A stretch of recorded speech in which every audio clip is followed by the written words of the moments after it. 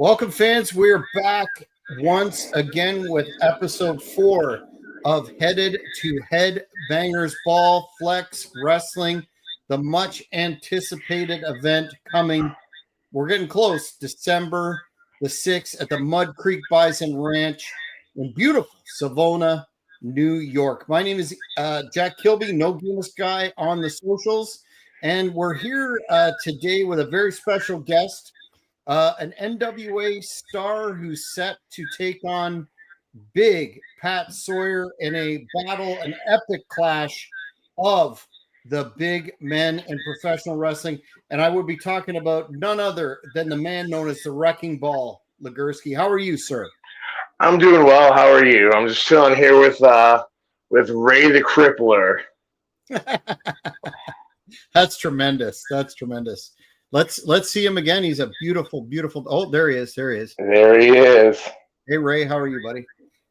He said he's doing good. Can you talk about? I guess it's a logical place to start about walking us through how you got involved in this business in the first place. Right. So I played college football at Southern Connecticut State University. It was a Division II school in New Haven, Connecticut.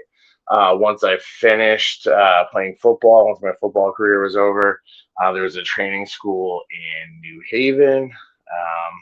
So I knew I wanted to wrestle. So I started training there, had matches. The training was okay. But then eventually I got I got trained with Matt Taven, who's in AEW Ring of Honor right now, and then for a couple years, I trained with Bubba Ray Dudley at Team 3D. Mm-hmm, mm-hmm. I was going to ask you about that. I mean, you can't ask for a more solid old school foundation for your training. What the fans are usually interested in comparisons between training the old school way and more recently with Bubba and that foundation. Would seem it was more of an old school kind of process. What did that look like for you? I mean, for me, like it was just psychology. It was learning how to get the most out of being a big man, which, there's not a lot of people my size. I have something, not a lot of people my size. And then we got Pat Sawyer, who's, my size, maybe a little bit taller, but there's not a lot of people my size in the industry. And he just taught me how to use my size to my best possible ability. Yeah, very old school, but if you wanted to do anything, I pretty much wrestle like an old school big man, but like if someone were to want to do some new school stuff or super cool moves, he's for that stuff. It's just making it make sense, not just doing the cool stuff just to do cool stuff. It's more of make the cool stuff count and mean the most and elicit the best response and whatnot. Mm-hmm. Yeah, I was going to ask you that in a bit, in a bit, but since you brought it up, that psychology. First of all, you're absolutely right. There's not as many big men in the business as there was. What's your take though on how some larger guys have been portrayed in the industry lately in terms of wrestling like a I don't know, luchador and being taken off their feet and all that stuff. Were you pointed in the direction that as a big guy you're supposed to be that mount of a man and not go off your feet all the time and do hurricanranas and all that stuff? Yeah, no, exactly. I mean, I was told to make everything count.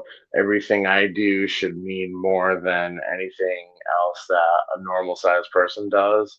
But like I wrestle like a traditional old school big man, influenced by, Bam Bam, King Kong Bundy, Mark Henry, guys like that. But I'm not going to disparage anyone who does anything different or unique or Hurricane Rana. And if a 300-pound, 400-pound guy could do a Hurricane Rana, that's super impressive. So more power to them if they could do that. And like, coming from the Bubba Ray Dudley school, it's like, well, you know, maybe you could do the Hurricane Rana, but make it make sense, make it count, make it be in the right match, not just a throwaway move just to do a move. Make it a finish or a false finish or something like that. You know what I mean? Absolutely. So a new school take with old school psychology in another. Yeah. I forgot exactly what his catchphrase. It was like new school tools and old school rules, or I forgot the exact quote on that, but that was the mantra. Well, it makes sense. Being 6'4" and approximately what 350, 400. 400.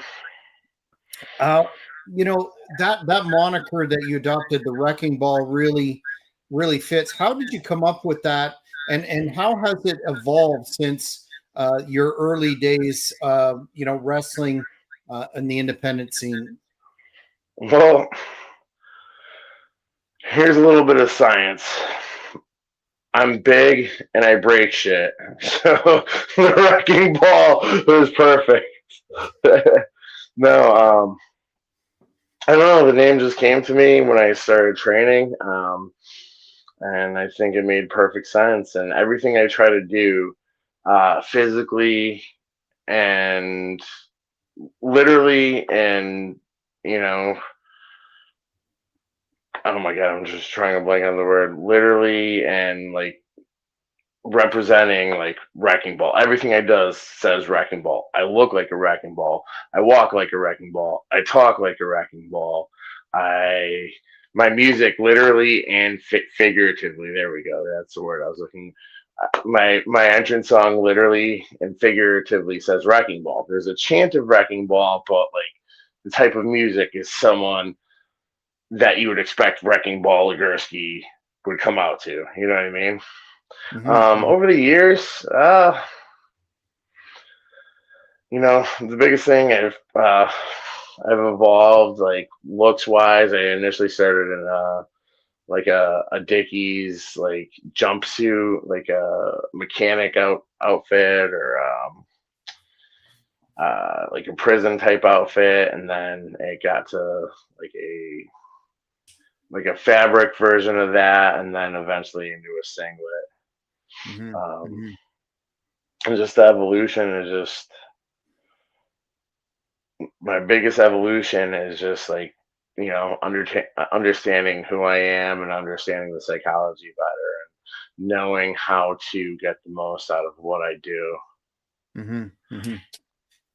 You've wrestled in a variety of independent promotions across several states.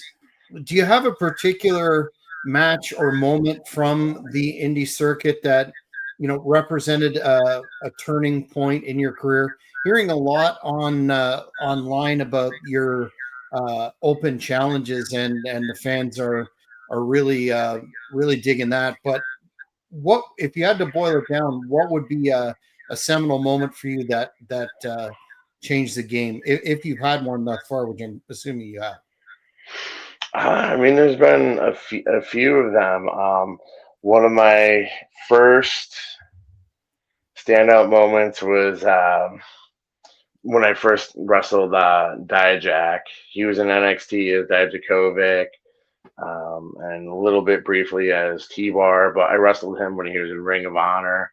And that was like for Blitzkrieg Pro in Connecticut, and that like was my first like really good match with kind of a name. He and Dijak is super, super, super underrated. He's tremendously Mhm. talented. And then, wrestling Ryback too.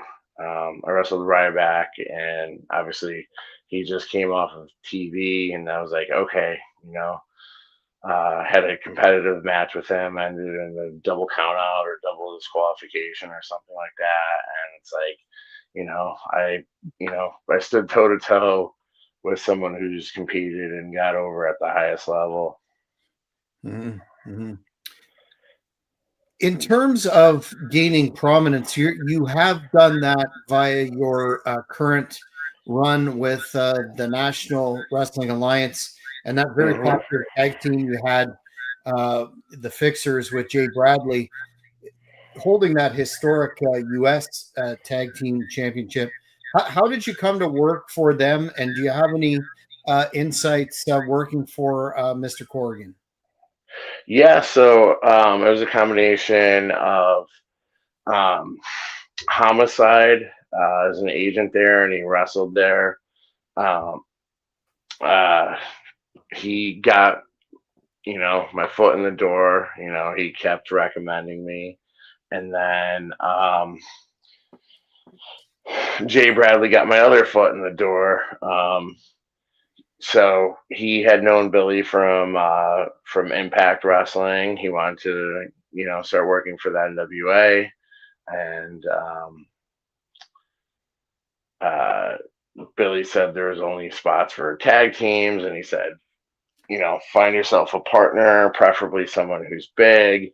And then Jay picked me. I actually met Jay just online prior. Like I never met him before we actually started tagging. We started talking during like the COVID lockdowns and whatnot, and a couple of like wrestling like training types of groups, and then we stayed connected, and then he remembered me from that. Yeah, we became a tag team. A fan wanted to know about your recent match that you had with Mike Mondo. Very well reviewed encounter, and just your thoughts on that effort. It was a really good match. I can't disclose the results, even though obviously the fan probably saw that live. The match has yet to air on NWA Power Tuesdays at 8 p.m. on the Roku Sports Channel. Tune in after this. It was a really good match. Mondo is a tremendous wrestler, and he's one of those people that's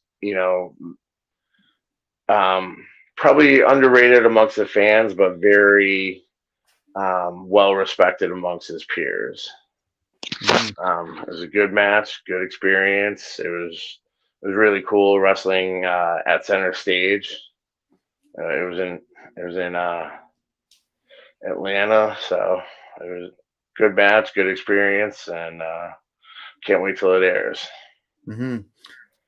Are you interested in now that you've had such a successful tag team run there? Are you interested in focusing on singles work again, or are you open to more tag stuff? Do you have a preference, I guess? I like singles better, but it doesn't matter to me. Me and Jay did break up. We had a couple of matches, which concluded with a chain match at the ECW arena for at the last Crockett Cup. It ended in a victory from the old Wrecking Ball. Mm-hmm. Mm-hmm.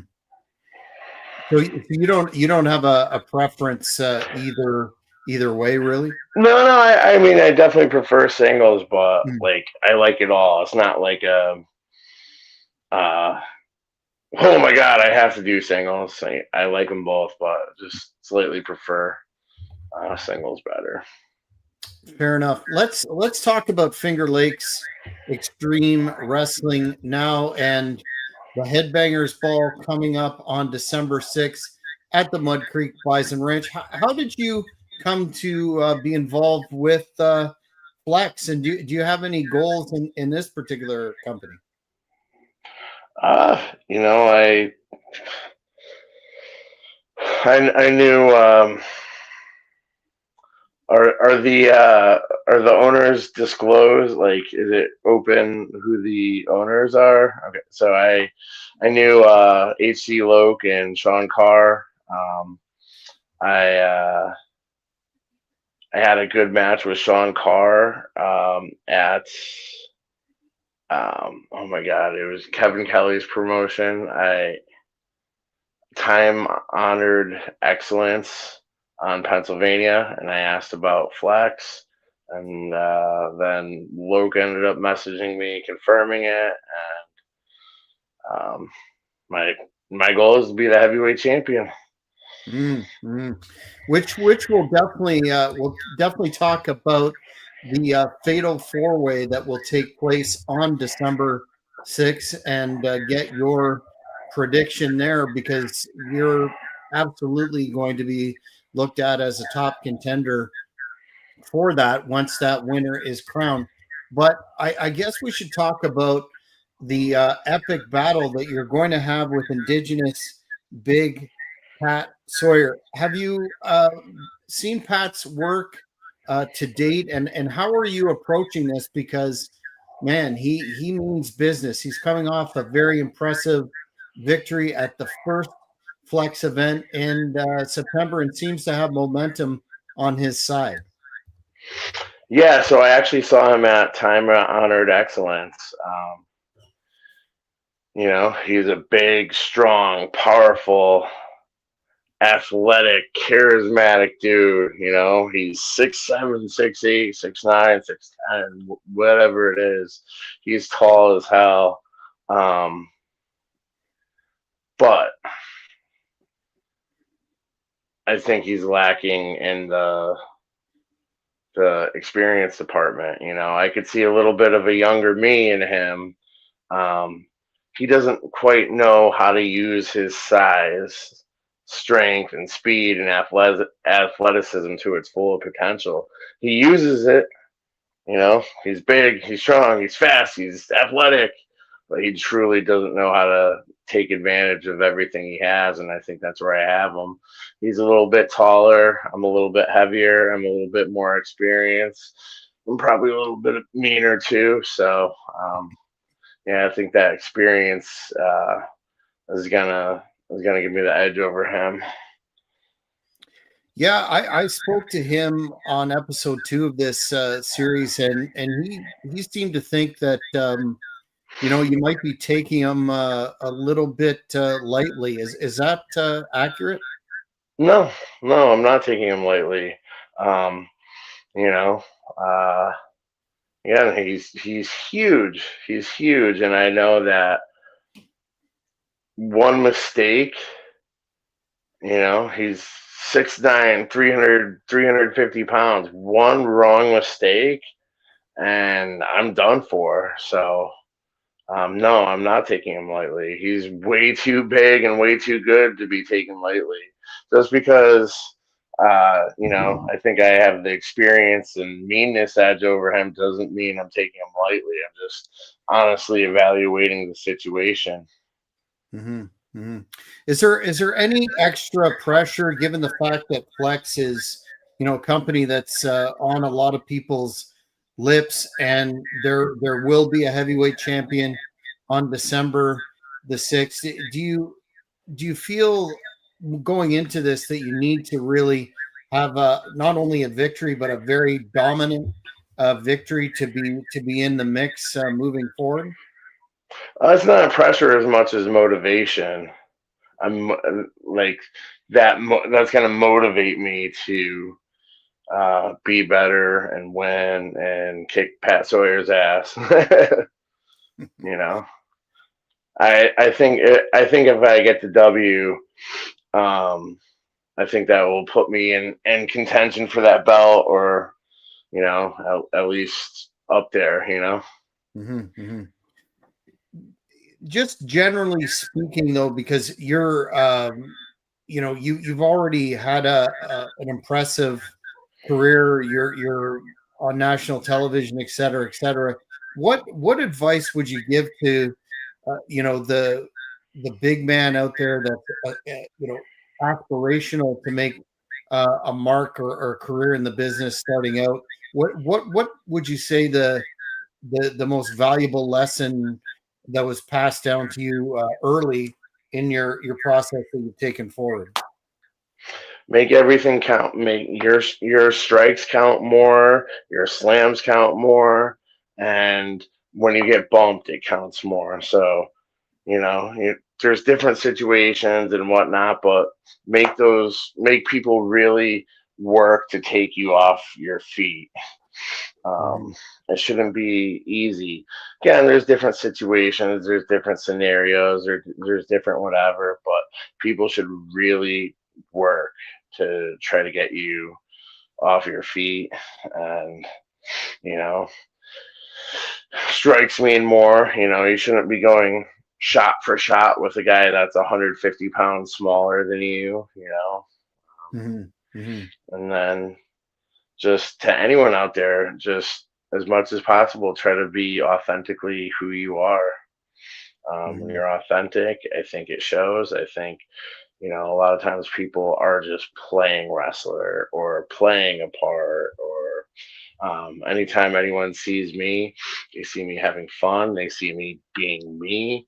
It's the old cliche. It's your real life persona turned up to 10 or 11 or whatever, but it's true. Be authentically you. Um, Mhm. there's always going to be someone bigger, stronger, faster, this, that than you, but no one should be able to be you better than you. Excellent. We've already touched on this fatal four way, and I know you're familiar with the players here. Everyone could be a world champion, from Maddock to Mr. Cars. You touched on Shale Connors, and of course the Godfather himself, H.C. Loke. If you were a betting man and you're looking at facing someone down the road, who would you predict will come out on top and be that very first Flex Wrestling Heavyweight World Champion? Sean Carr, he's got a combination of I think he hit his physical prime and he's had experience. He's done Ring of Honor. He's wrestled all over the country, and I know he recently trimmed up, gotten really good shape. He seems motivated, and you know, yeah, Sean Carr, trim, motivated, and has the experience.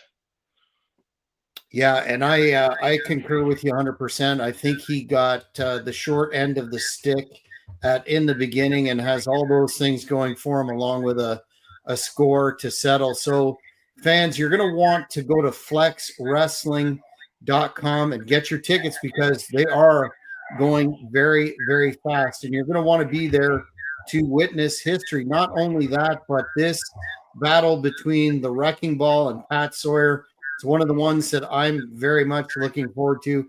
I have great respect for both competitors. It will be a toss-up who comes out in the end, but it's definitely going to be something that the fans will want to see. Now, for your last question, I wanted to touch on your goals in the business at large, be it in the NWA or other promotions. Do you have any immediate goals in that respect? Dream matches, opponent, etc. Well, right now, my immediate goal is to win the 10 pounds of gold. Right now, Silas Mason is the champion, so that's my dream match.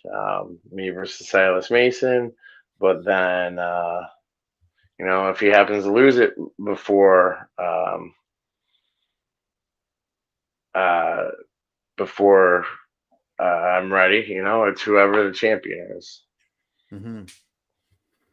Was that a goal of yours to be NWA World Champion growing up, or you obviously know the history of the title? That's quite a lofty and admirable pursuit.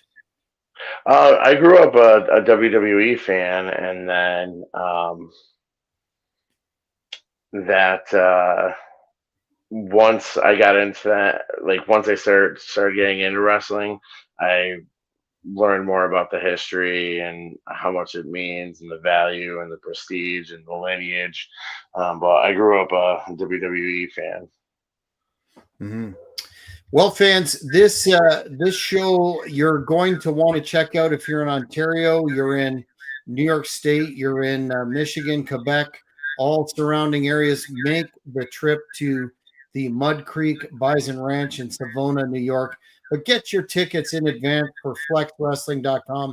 You'll not only see this epic encounter, the crowning of a first champion, and I should mention the end of Big Daddy Roy, courtesy of My Charge, the ECW original Kingpin Angel Medina. But there are so many great matches. Headbanger, Thrasher will be on the show, Ricky and Kerry Morton. I could go on and on and on, but you're going to want to go to flexwrestling.com, get those tickets, and check out the card because you're not going to be disappointed. Wrecking Ball, thanks for your time this evening. I wanted to give you an opportunity, though, to let the fans know where they can keep up with what you're doing on the social medias or otherwise. X is at Wrecking Ball 75. Instagram is wrecking_ball_Legursky. And then just search for Wrecking Ball Legursky on Facebook. And as you said before, the NWA now has a television deal that you want to mention, of course. Yes, every Tuesday night. So tune in tonight at 8 o'clock on the Roku Sports channel. And then after every episode airs, it's available on demand. Perfect. So you can watch it anytime. Absolutely, and I would encourage fans to check that out as well. It's always a great program. I want to thank you again, Wrecking Ball and Ray, and we will see you on December the 6th. All right, see you, man. That's it, fans, for this edition of Headed to Headbangers Ball. Make sure you go to flexwrestling.com, get all the details, but most importantly, grab those tickets. Thank you for watching this video. Please give it a like if you enjoyed it. Be sure to follow us on all social media platforms at Cheap Heat Productions. Don't forget to hit the notification button and you won't miss any of our upcoming interviews, recurring programs,